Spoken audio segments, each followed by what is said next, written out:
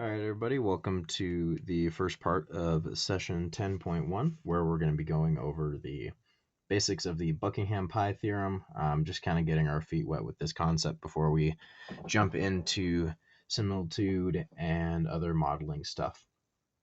So, the basic tools of this concept are going to be your dimensions, right? Hopefully, you saw this in the lecture notes. You have force, length, time. This is in the English system.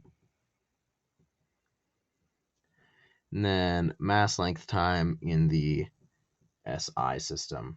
So we're going to see a little bit of both. And usually you're going to find that this system is going to be a little bit less of a pain in the butt. Hopefully the document camera is not going to get all blurry like that all the time.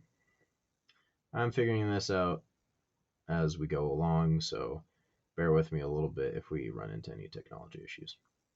All right.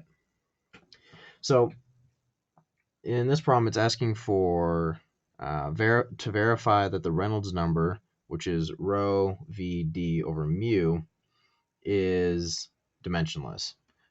This is a parameter that's going to come up in later chapters for laminar flow and turbulent flow, and determining what's what for that. So store that one in the back of your mind because we'll see it again later.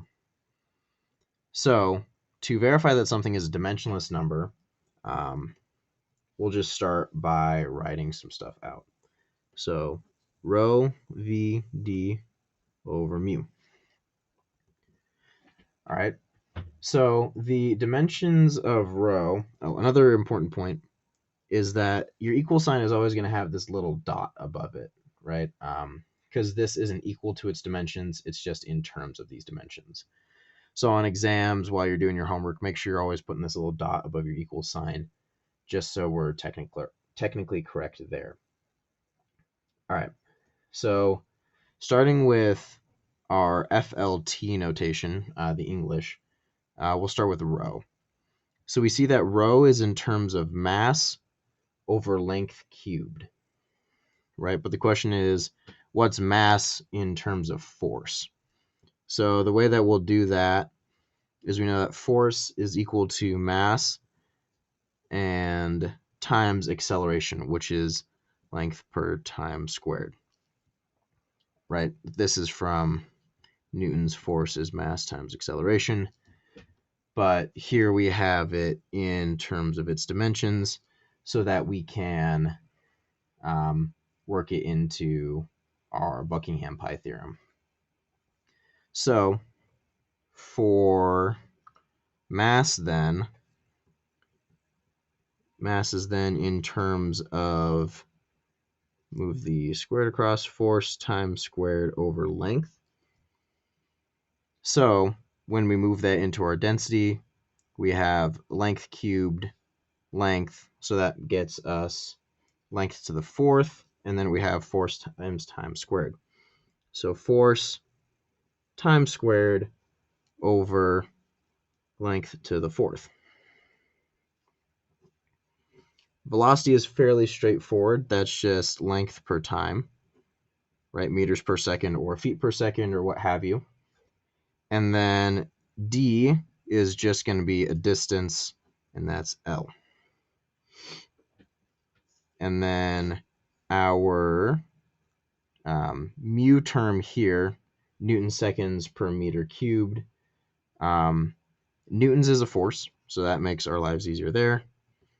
And then we have a time in seconds, and then per length to the third.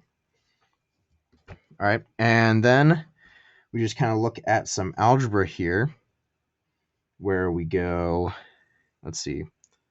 So we have time squared, force, L to the negative fourth, times L, t to the negative 1, L, over F, t, L to the negative third.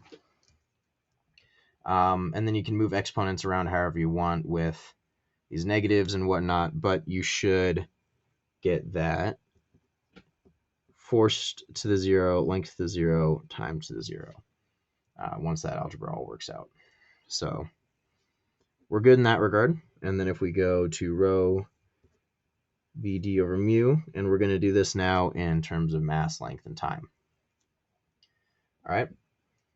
So this time, our rho is already in mass times L to the negative third. I'm just going to go ahead and jump into negative exponents here instead of writing it out like this, just to kind of move one step ahead there.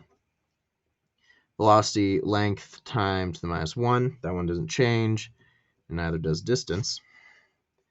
The different one is going to be this mu here, because instead of having a force, we're going to have to get force in terms of mass using this relationship again. And what you will get there is mass length negative 1 times the negative 1. Things will cancel out. Stuff's going to happen. M to the 0, L to the 0, T to the 0. All right. So that'll check out. That's the first part.